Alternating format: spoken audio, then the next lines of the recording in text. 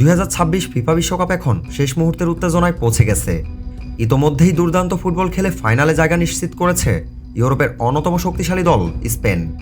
অন্যদিকে দ্বিতীয় সেমিফাইনালে বর্তমান বিশ্ব চ্যাম্পিয়ন আর্জেন্টিনা মুখোমুখি হবে ইংল্যান্ডের। যদি সেই ম্যাচে আর্জেন্টিনা জয় পায় তাহলে বিশ্বকাপের ফাইনালে ফুটবল প্রেমীরা দেখতে পারবেন এক মহারণ আর্জেন্টিনা বনাম স্পেন। একদিকে লিওনেল মেসির নেতৃত্বে অভিজ্ঞ ও ভারসাম্যপূর্ণ আর্জেন্টিনা, অন্যদিকে Lamine Yamal, Nico Williams, Pedri ও রদ্রিদের নিয়ে দুর্দান্ত ছন্দে থাকা স্পেন। দুই দলেরই লক্ষ্য একটাই, বিশ্বকাপ ট্রফি। তাহলে সম্ভাব্য এই ফাইনালে কোন দল শক্তিতে এগিয়ে? আক্রমণ, মিডফিল্ড, রক্ষণ, বর্তমান ফর্ম এবং পরিসংখ্যান কি বলছে? চলুন বিস্তারিত জেনে নেওয়া যাক। আর্জেন্টিনা বনাম স্পেন হেড টু হেড পরিসংখ্যান। সব ধরনের প্রতিযোগিতা মিলিয়ে দুই দলের মুখোমুখি দেখা হয়েছে 14 বার। এর মধ্যে আর্জেন্টিনা জয় পেয়েছে 6 ম্যাচে, স্পেন জয় পেয়েছে 6টি ম্যাচে, আর 2টি ম্যাচ ড্র হয়েছে।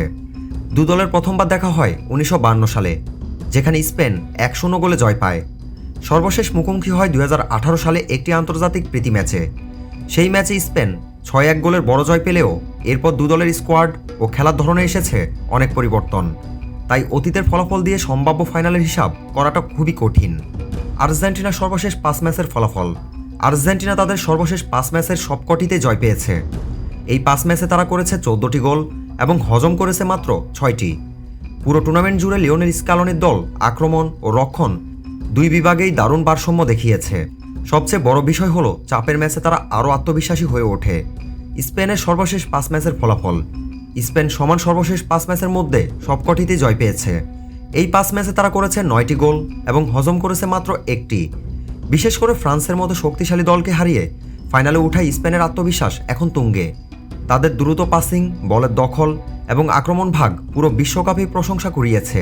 কিন্তু কথা হলো, ফাইনালে যদি সত্যি দেখা হয় তাহলে শক্তিতে কোন দলে গিয়ে? আক্রমণ ভাগে যদি দেখি, আর্জেন্টিনার আক্রমণ ভাগে রয়েছেন মেসি, জুলিয়ান আলভারেজ ও গার্নাচোর মতো খেলোয়াড়। অন্যদিকে স্পেনের হয়ে দুর্দান্ত ছন্দে আছেন লামিন ইয়ামাল, নিকো উইলিয়ামস ও দানি ওলমো। আক্রমণ ভাগে দুই দলই প্রায় সমান শক্তিশালী। এদিকে মিডফিল্ডে স্পেনকে সামান্য এগিয়ে রাখা যায়। রদ্রি, পেদ্রি ও গাবির পাসিং, বল নিয়ন্ত্রণ এবং খেলার গতি নিয়ন্ত্রণ করার ক্ষমতা বর্তমানে বিশ্বের সেরাদের মধ্যে অন্যতম। আর রক্ষণ ভাগে আর্জেন্টিনার অভিজ্ঞতা কিছুটা বেশি। রোমেরো, লিসান্ড্রো মার্তিনেজ এবং গোলরক্ষক এমিলিয়ানো মার্তিনেজ বড় ম্যাচে অসাধারণ পারফর্ম করতে অভ্যস্ত। অভিজ্ঞতা ও মানসিক দৃঢ়তা, এই বিভাগে আর্জেন্টিনা এগিয়ে। বর্তমান বিশ্ব চ্যাম্পিয়ন হিসেবে নকআউট ম্যাচে চাপ সামলানোর অভিজ্ঞতা তাদের সবচেয়ে বড় শক্তি। তাহলে সম্ভাব্য ফাইনালে কে এগিয়ে? যদি আর্জেন্টিনা সেমিফাইনাল জিতে ফাইনালে ওঠে তাহলে এটি পুরো বিশ্বকাপের সবচেয়ে কঠিন ম্যাচগুলোর একটি। স্পেনের পাসিং ফুটবল ও তরুণদের গতি যেমন ভয়ঙ্কর, তেমনি আর্জেন্টিনার অভিজ্ঞতা, দলগত সমন্বয় এবং বড় ম্যাচে জয়ের মানসিকতা তাদের অন্যতম বড় অস্ত্র। সবকিছু বিবেচনা করলে খুব সামান্য ব্যবধানে আর্জেন্টিনাকে এগিয়ে রাখা যায়।